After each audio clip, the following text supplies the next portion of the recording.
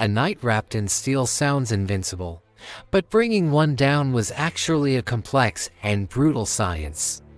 These weren't humble warriors who earned their way up through valor.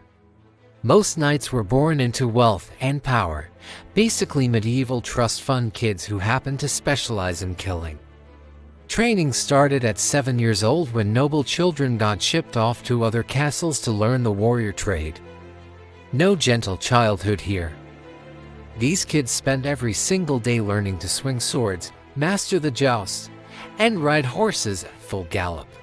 When your entire identity revolves around being a professional fighter, you start early or you don't survive. The cost of knighthood was astronomical. Good armor cost more than most people earned in their entire lives. A single quality sword could bankrupt a farmer's family for generations. Only the wealthy could afford to become truly effective knights, keeping the whole system locked down tight. But the payoff was massive land, status, political power, and servants handling everything from equipment maintenance to meal preparation.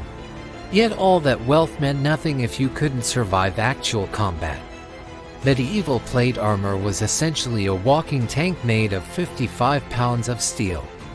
Trained knights could sprint, fight, and even do acrobatics while wearing it. The secret was engineering brilliance.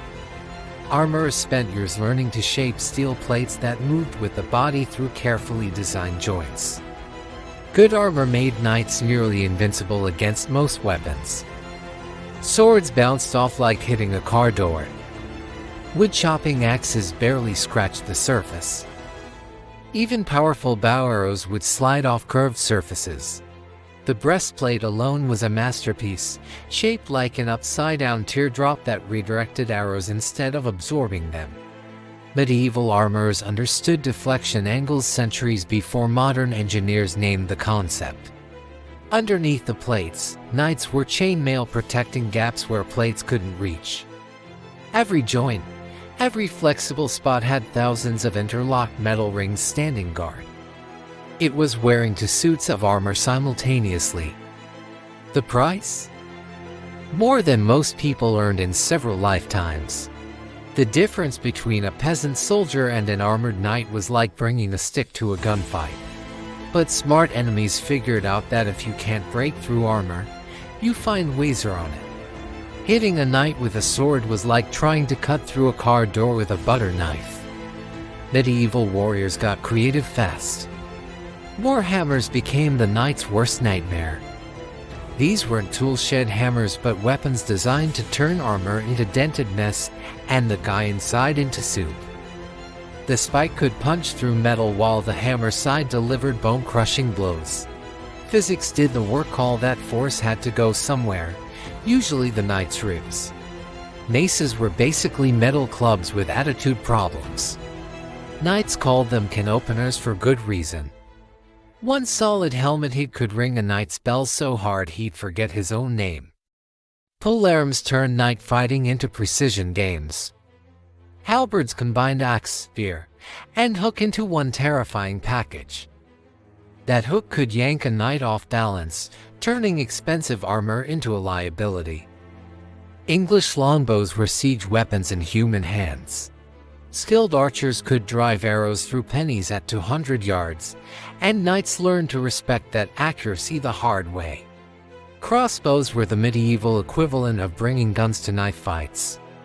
They required less training but packed serious punch, with bolts designed specifically to penetrate metal and armor joints. The real genius move was targeting weak spots. Knights had to see and breathe, meaning gaps in protection. Well-placed spear thrusts to visors, underarms, armpits, groins, or knee backs could end fights instantly. Medieval weapon makers constantly played deadly cat-and-mouse with armor designers. Medieval battlefields weren't glorious affairs but muddy.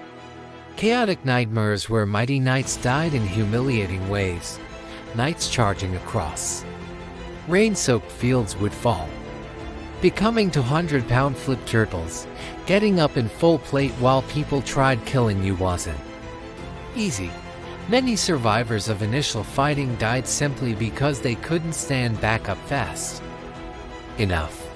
The real nightmare was the melee, not honorable one-on-one duels, but 15 guys with hammers and axes beating one knight simultaneously. Horses would panic and trample fallen knights. In thick battles, you couldn't always tell friend from enemy, so knights got crushed by their own cavalry charges. At Agincourt, French knights actually suffocated in body piles because they couldn't move or breathe under all that weight. The brutal part came after main fighting died down. Wounded knights became easy pickings for foot soldiers carrying daggers who knew exactly where armor was weakest. They'd slide thin blades into helmet eye slits or armpit gaps. Quick, efficient, absolutely ruthless.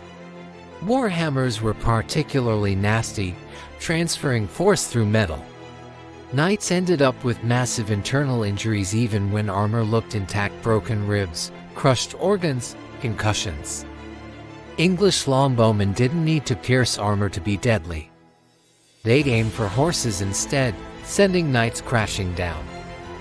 A dismounted knight was suddenly fighting on foot, surrounded, probably injured, definitely having a very bad day. Many knights survived direct hits from swords, axes, and maces only to die from infections weeks later. A tiny scratch through armor gaps could turn deadly in ages before antibiotics. Even impressive armor had glaring weak spots enemies loved exploiting. Helmet eye slits were basically bullseyes. Knights couldn't fight blind, so they accepted this risk every visor lowering. Breathing holes became perfect targets for thin daggers or arrow tips. Joints needed flexibility for fighting, needing thinner metal or just chainmail. Smart soldiers knew exactly where to aim. The groin area was particularly vulnerable because heavy plate there would make walking and riding nearly impossible. Knights needed to grip weapons, so gauntlets couldn't be too bulky, leaving fingers and wrists more exposed. Not all armor was created equal. Rich knights afforded perfectly fitted, top-quality steel. But plenty wore hand-me-downs, repaired pieces, or cheaper alternatives with thin spots and gaps. Some armor had been battle-damaged and hastily patched with weaker metal. When knights suited up in full armor, killing them was like cracking open human-sized walnuts with butter knives. Smart soldiers figured this out fast. Why waste time swinging swords at steel plates when you could gang up? Groups of foot soldiers would rush knights from multiple angles, grab arms and legs, and wrestle them down like wolf packs taking down deer. Once down, game over. Blacksmiths crafted tools designed for finding gaps. The poleaxe became the knight killer's best friend: sharp spike on top, hammer on one side, axe blade on the other. These problem solvers could punch through visors, dent helmets enough to knock someone unconscious, or hook and yank armor pieces. Armies learned to target horses first. Mounted knights were dangerous. Dismounted knights were just expensive targets stumbling in metal boots. Archers aimed for horse legs or chests, spearmen formed walls to spook animals, and clever commanders dug hidden pits or scattered caltrops across battlefields. Specialized rondel daggers had thin needle-sharp points designed for threading through armor gaps. Soldiers carried these alongside main weapons, knowing that once they got knights down, they needed something precise for finishing work. These daggers could slip between helmet joints, underarm guards, or through gaps where leg armor met body armor. Hollywood loved showing knights getting sliced through like butter. But reality?